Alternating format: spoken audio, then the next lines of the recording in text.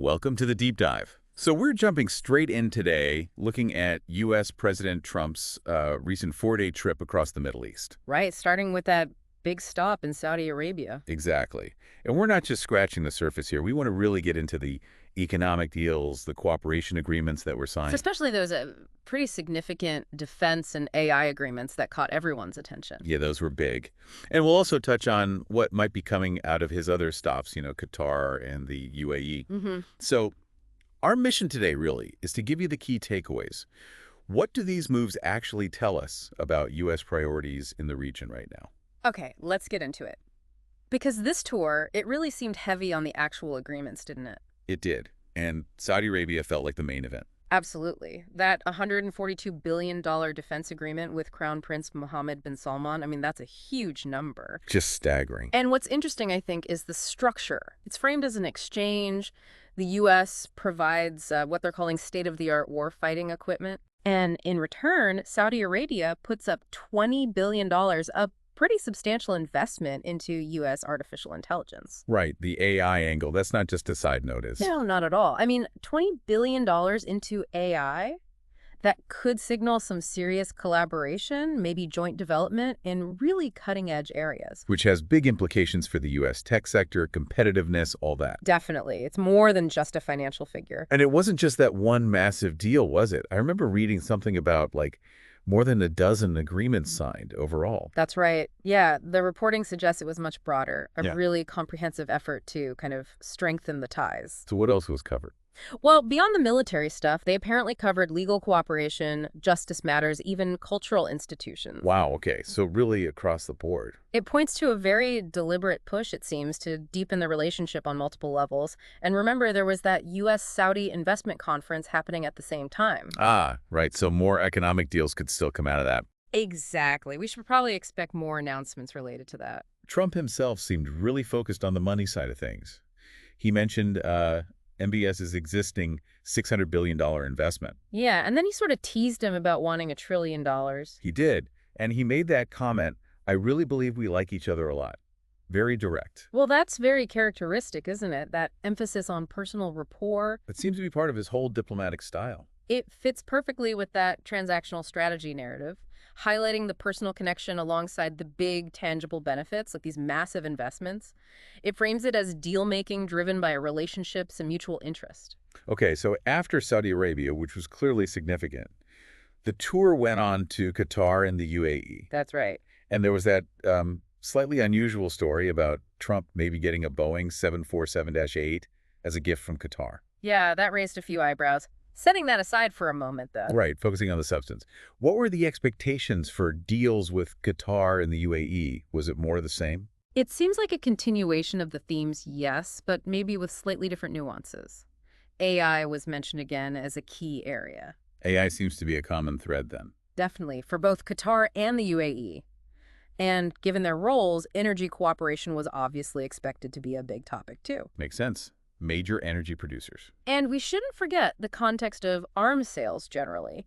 Remember that earlier approval for, what was it, $3.5 billion in air-to-air missiles for the Saudis? Ah, yes, I remember that. Well, that could signal more deals like that for others in the region, too. It's potentially part of a broader pattern. It really does paint a picture of this tour being heavily driven by, well, business and economics. It certainly seems that way. And maybe it's being framed, from Trump's perspective, as proof that his transactional approach works on the world stage. Could be, especially given the criticism he gets at home, about trade policies or his stance on Russia, Ukraine. Right. So this is maybe him showing the U.S. isn't isolated. It's making deals, securing partnerships that benefit the U.S. directly.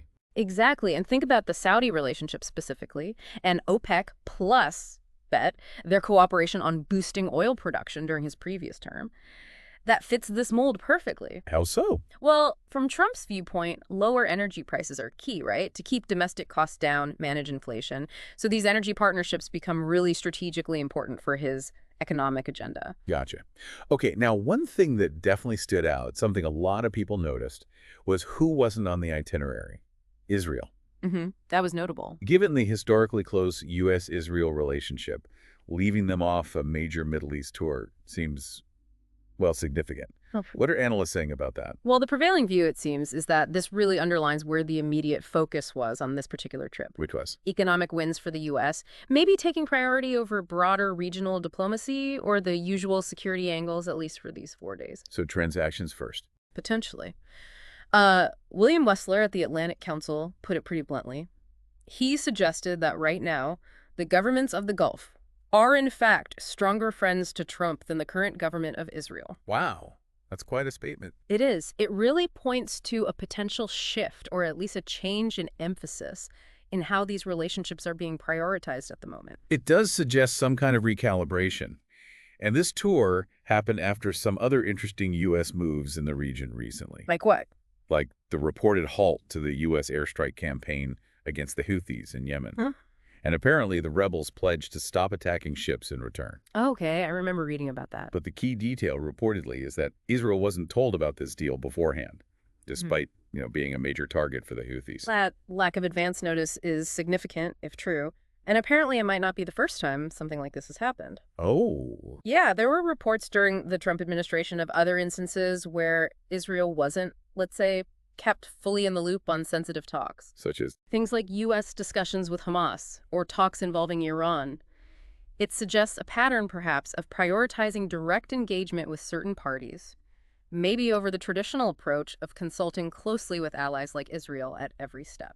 Interesting. So it might be less about a snub and more about a different operational style. It could be interpreted that way, a focus on direct deal-making, maybe bypassing some of the usual channels. So with all this context, where does it leave things like the Abraham Accords and that big potential prize, Saudi-Israel normalization? We heard the U.S. envoy, Steve Witkoff, sounding optimistic about expanding the accords. Right. There's always talk about expansion. And long-term, who knows? But near-term, getting Saudi Arabia and Israel to normalize, that looks, well, pretty challenging. Why is that? What are the roadblocks? The Saudis have been quite clear about their conditions. They want significant U.S. security guarantees. They want help with their civilian nuclear program. Okay, big asks. And crucially, they want real progress towards a Palestinian state. And given the current situation, the Israel-Hamas war, everything happening in Gaza, progress on a Palestinian state seems unlikely, to put it mildly. Exactly. Those Saudi conditions, especially the Palestinian issue right now, they represent a major hurdle for any kind of immediate breakthrough on normalization. Right. Seems like a long way off then.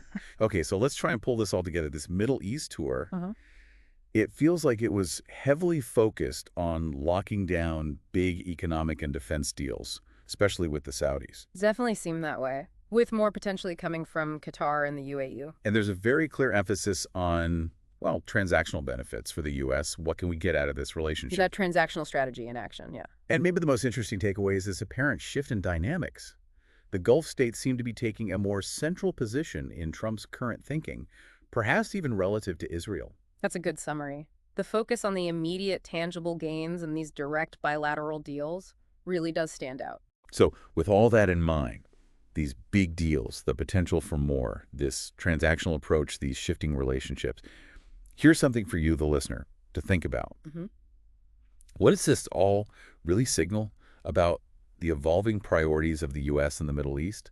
And maybe more importantly, how might these specific agreements, these shifts, actually shape the future stability and the alliances in this incredibly complex and vital region? Yeah, that's the big question, isn't it? Definitely food for thought.